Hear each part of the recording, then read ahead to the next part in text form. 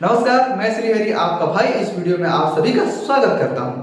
और आज की इस वीडियो में हम जानेंगे कि वह कौन से कुछ टॉपिक्स हैं जो हर दुकानदार को करना चाहिए। अगर वह इस पॉइंट्स को फॉलो नहीं करता तो ज्यादा दिन तक अपने बिजनेस को नहीं चला सकता, या फिर जिस लेवल पे जाना चाहिए, जितना प्रॉफिट होना चाहिए उतना प्रॉफिट नहीं होगा।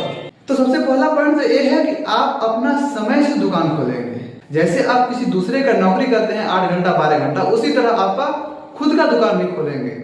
ऐसा नहीं है कि आज 9 बजे खोल रहे हैं, कल 10 बजे खोल रहे हैं, परसों 7 बजे खोल रहे हैं। ऐसा बिल्कुल नहीं होना चाहिए। आपका एक फिक्स समय होना चाहिए, क्योंकि हो सकता है अगर आप आज 9 बजे दुकान खोल दिए, कल 10 बजे खोल रहे हैं, तो कल कोई कस्टमर आता है 9 बजे आता है, आपका दुकान बंद है, तो परसों भी वो नहीं आएगा, बोलेगा शायद पता नहीं खुला होगा, नहीं खुला होगा, चलिए दूसरे के पास करते हैं। तो इस तरह से आपका धंधा नहीं चल पाएगा। तो हमेशा अपना दुकान सही टाइम पर खोलें, सही टाइम पर बंद करें। फिक्स टाइम होना चाहिए आपके दुकान का। और दूसरा पॉइंट है कि हर छोटा बड़ा हिसाब आपको लिख करके रखना है। जो भी आपका हिसाब हो आपका बुक में मेंटेन हो। ये नहीं कि 10 रुपए का सामान लेकर के आए, 11 रुपए में बेच दिया, हमको 1 रुपए फायदा हो गया, ऐसा नहीं होता है। जब तक आपका पूरा हिसाब आपके पास नहीं होगा कि हमने कितना प्रॉफिट कमाया और बिजनेस के लिए कितना पूरा खर्चा किया, वो पूरा खर्चा करने के बाद कितना बचा, वो आपका असली प्रॉफिट है। अगर आप इस चीज को लेकर के चलते हैं, ये पूरा चीज आपके पास है, पूरा डाटा है, तभी आप अपने बिजनेस को एक दिन बड़ा कर पाएंगे। नहीं तो आप अपने बिजनेस को बड़ा नहीं कर पाएंगे।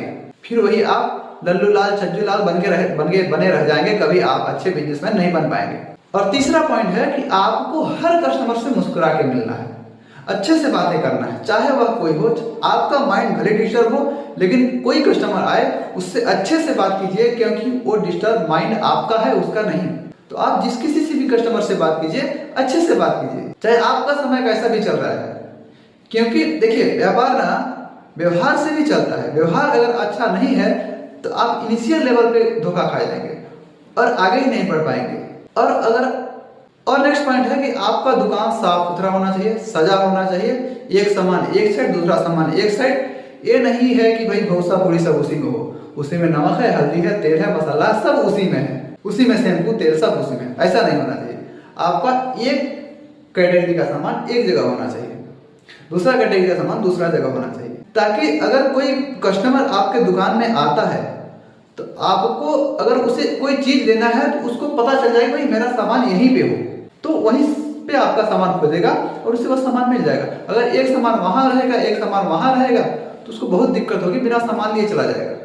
लेकिन अगर एक टाइप का प्रोडक्ट एक जगह होगा, हो सकता है शैम्पू की जगह साबुन भी ले ले, तो हो सकता है शैम्पू के साथ साथ साबुन भी ले ले, बॉडी लोशन भी ले ले।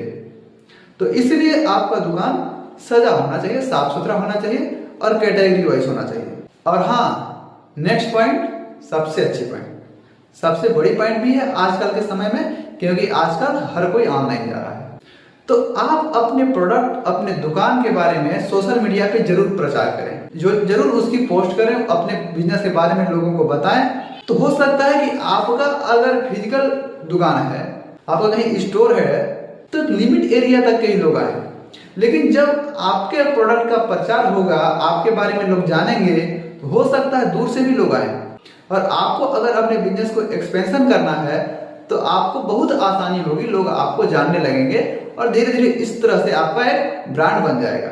और सबसे लास्ट और सबसे महत्वपूर्ण, आपको हमेशा हमेशा के लिए एक चीज याद रखना है कि पहले ईमानदारी, बाद में दुकानदारी। आपको हमेशा ईमानदार रहना अपने कर्तव्य के प्रति। आप जो भी काम कर रहे हैं पूरी ईमानदारी से काम कीजिए। अगर आप ईमानदारी के बिना काम कर रहे हैं, 2 नंबर के धंधे कर रहे हैं, उल्टा सीधा काम कर रहे हैं, तो ज्यादा दिन तक आपको बिजनेस नहीं चलेगा। हो सकता है 2 नंबर से कुछ दिनों के लिए आपके पास प्रॉफिट अच्छा आए, लोग ज्यादा आ जाएं, प्रोडक्ट ज्यादा बिक जाए, लेकिन ये ज्यादा दिनों तक चलने वाला नहीं है। इसलिए सबसे महत्वपूर्ण चीज है कि ईमानदारी रखिए और अपने बिजनेस को अच्छे तरह से आगे बढ़ाइए। तो मैं आशा करता हूं कि यह वीडियो आपको अच्छा लगा होगा और अंत तक हमारे साथ बने रहे। इसके लिए आप सभी का हृदय गहराई से बहुत बहुत धन्यवाद।